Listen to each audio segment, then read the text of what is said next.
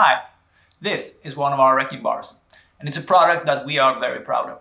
And one of the reasons is that the ends are thin enough for nail pulling and getting access into narrow spaces, but at the same time it's strong and ductile enough to deliver a lot of force without breaking. Other manufacturers might make wrecking bars that are strong enough, but if you take a look at this one, it's also a lot thicker, making it a lot harder to work with. The real challenge here is making a wrecking bar that is strong and ductile and still thin enough at the same time.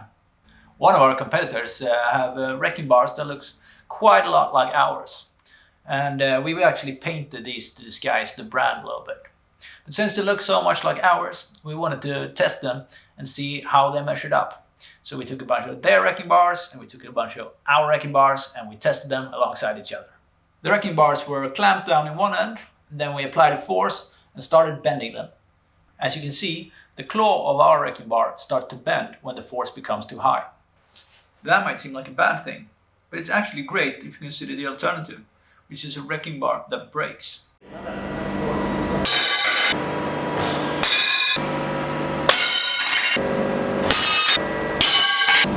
Not all of them, but quite a large proportion of the competitors' wrecking bars broke off when the load became too high.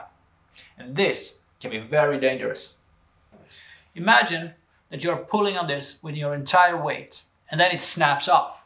That can send you tumbling into all kinds of dangerous things in your surrounding environment.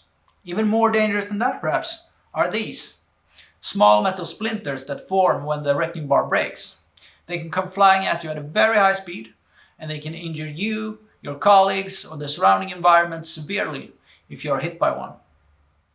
It's also interesting to compare the forces involved.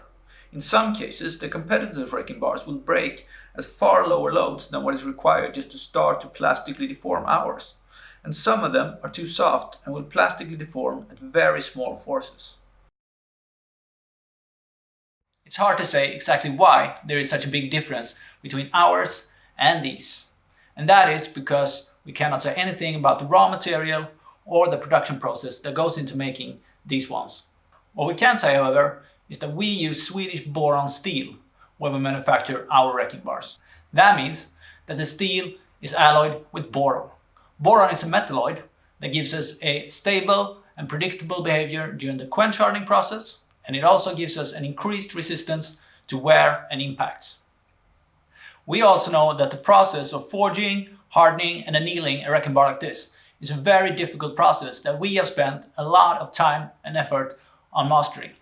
So we're not surprised to see that a competitor that's quite new to this is struggling to get the quality right. We were, however, a little bit surprised to see that the difference was so big. In the end, it's nice to see that all the time and effort that we have put into mastering the production process of these really has paid off. And now we can confidently say that you probably cannot find a better wrecking bar than a Hultafors wrecking bar.